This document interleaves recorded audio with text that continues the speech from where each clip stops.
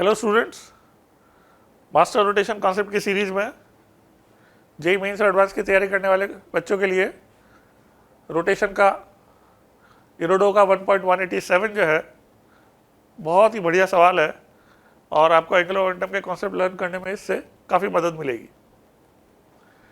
इस सवाल में एक डिस्क दे रखी है, पॉइंट मास की तरह ट्रीट करना है उस डिस्क को, उसे रिजिड बॉडी नहीं लेना है। तो वो स्लाइड करती हुई जो है वॉल से स्ट्राइक करती है पॉइंट ओ पे और इलास्टिक कोलिजन के बाद जो है वो रिबाउंड करती है। नॉर्मल के साथ उसकी वेलोसिटी का एंगल कोलिजन से पहले अल्फा दिया हुआ है और ये हमें पता होना चाहिए कि इलास्टिक कोलिजन होगा तो वेलोसिटी जो होगी कोलिजन के बाद वो सेम रहेगी मैग्नीट्यूड में और एंगल भी जो है अल्फा ही रहेगा। उसके बाद हमसे पूछा ये पार्ट में कि भाई relative to which point the angular momentum of the disc remain constant after the collision.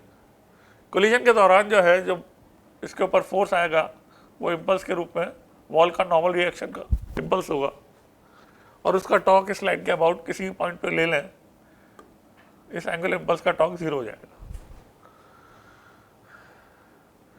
तो हम कह सकते हैं कि जो ओ से पास होता हो जो नॉर्मल है उस पर लाई करने वाले पॉइंट्स के अबाउट बॉडी का डिस्क का एंगुलर मोमेंटम कांस्टेंट रहेगा। That will be answer for part A. Relative to which point पूछा है, on points lying on normal through O.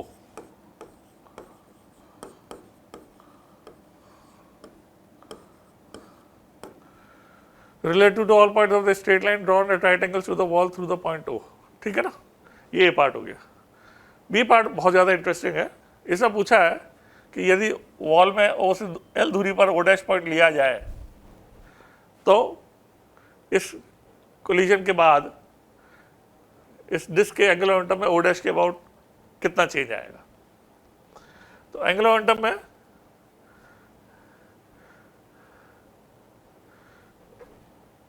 Change का मैग्नीट्यूड पूछा है। दो तरीके हैं इसके निकालने के कि या तो हम जो है जो एंगुलर इम्पल्स लगा है उससे इसके एंगुलर मोमेंटम के चेंज को लिखें और दूसरा तरीका है कि इसका जो एंगुलर मोमेंटम बिफोर कोलिजन था और जो आफ्टर कोलिजन था वो लिख के उससे एंगुलर मोमेंटम का चेंज LF माइनस LI से निकाला है। तो बी पार्ट को सॉल्व करने का मैं आपको दोनों मेथड बताता हूँ। पहले मेथड 1 की बात करते हैं, यूजिंग एंगुलर इम्पल्स।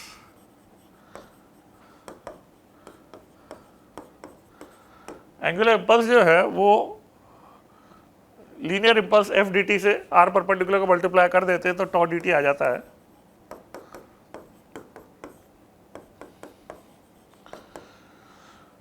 तो यहां पर जो है जो एफ डी टी होगा, जो लीनियर इम्पल्स होगा नॉर्मल का, वो इसके मोमेंटम में चेंज के बराबर होगा। तो मोमेंटम में चेंज जो इसका हो रहा है वो एम वी कॉस अल्फा जो है का ट्वाइस कर दे, that will be the momentum change और उसको आर परपेंडिकुलर देखें तो वो हो जाएगा इंटू एल करने पर 2mv cos अल्फा। तो 2mv l cos अल्फा ये जो है एंगुलर इम्पल्स हो जाएगा और ये एंगुलर इम्पल्स ही क्या हो जाएगा, एंगुलर मोमेंटम में चेंज का मैग्नीट्यूड बन जाएगा।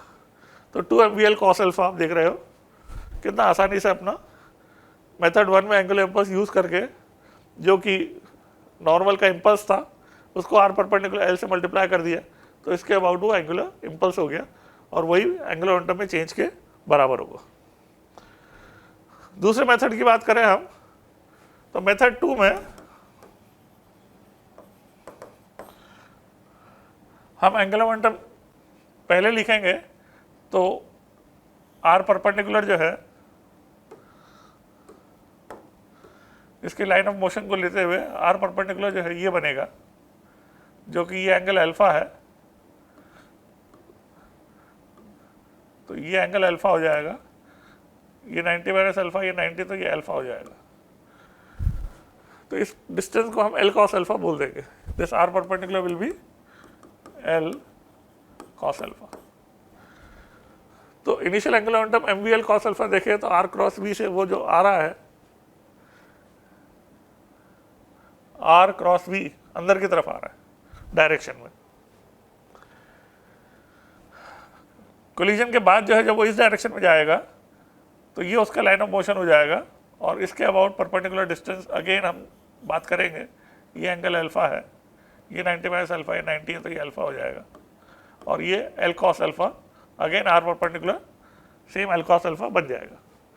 बट आर क्रॉस वी की बात करेंगे तो एंगुलर मोमेंटम का वेक्टर बाहर की तरफ होगा। तो जो वेक्टर अंदर की तरफ था वो कोलिजन के बाद बाहर की तरफ हो गया, और मैग्नीट्यूड उसका सेम रह रहा है M V into R perpendicular L cos alpha, और वो अंदर इतना था, इतना ही मैग्नीट्यूड का बाहर हो गया। तो मेथड 2 में हम चेंज इन एंगुलर मोमेंटम यदि बोलेंगे